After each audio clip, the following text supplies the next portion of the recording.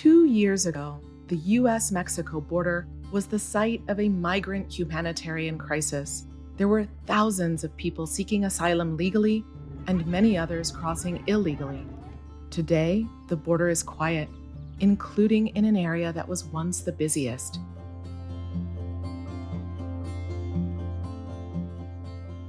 I'm here at the U.S.-Mexico border in southern New Mexico with photojournalist Omar Ornelas. We're going out with Border Patrol this morning to check out the border and the dramatic decline in migrant crossings. We meet Border Patrol agent Claudio Herrera in Sunland Park, New Mexico. We take a short drive to the border fence, which is now a military zone.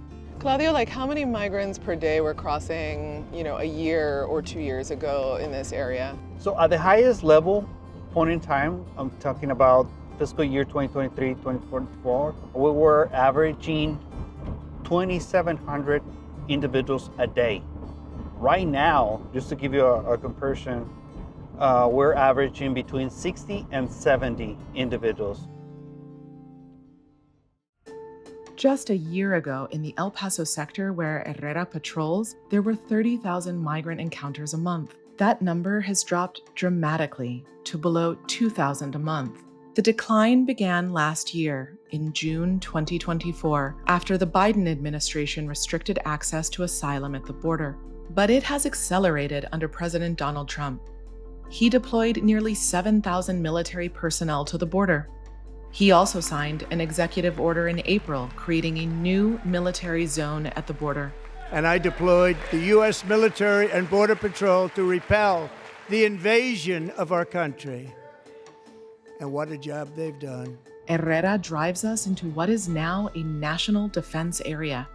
So anyone who crosses the border from this side Mexico over to New Mexico in the United States could potentially be charged with trespassing on a national defense area, on a military installation. Correct.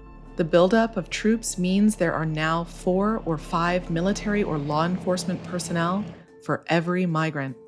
As Agent Herrera steers us along the border, soldiers keep watch from one of the dozens of Stryker military vehicles now stationed here. This U.S. Army Stryker vehicle is providing high-tech optics to allow both Border Patrol and Department of Defense soldiers to see deep into Mexico and monitor the border. The militarization of the border has been controversial. Herrera says the troops have provided badly needed support and technology. The technology that they have is just incredible. It definitely fills the gaps that Border Patrol in technology has, and give us that extra, visibility on the terrain. As you can see, distance is a huge factor. The elevations of the terrain also. So having this capabilities for us is huge. Others have voiced concerns about putting troops on border and immigration enforcement.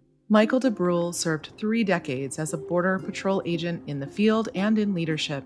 After he retired, he ran a migrant shelter in El Paso, Texas at the height of the humanitarian crisis. The shelter closed last fall after the downturn in migration. DeBrule disagrees with the increased military presence at the border. The military exists to meet our enemies on the battlefield. And once you start blurring those lines of what they do, I think that really takes away from what they were built to do, and it may actually put them in danger. So I think we need to let the military be the military, let the Border Patrol what they do.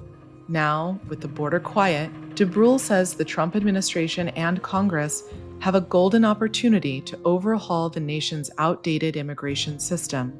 I think that you find a lot of people who are fleeing from an untenable situation in their country, or they're fleeing persecution, a lot of economic migrants. The current administration really has a great opportunity to start talking about other things that may have positive effects on border management. Now the administration has time to talk in bipartisan manner about things that affect immigration, things that affect the economy of the United States, like H-1B visas, which bring in people for science and in the science and technology sector, or H-2A and H-2B visas, which bring in agricultural and other type workers that the economy really needs.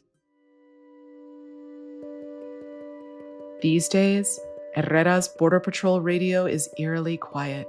On a weekday in mid-May, the only known illegal entry had occurred the night before. Border agents were still chasing a group of 8 migrants believed to have crossed 13 hours prior. So obviously there, as you've shown us today, have been a lot of security reinforcements at the border over the last 3 months. But we know from history that often migration will decline during a change in administration or a change in policy. When you think about what might be coming, Claudio, what is the Border Patrol looking for, worried about, etc.?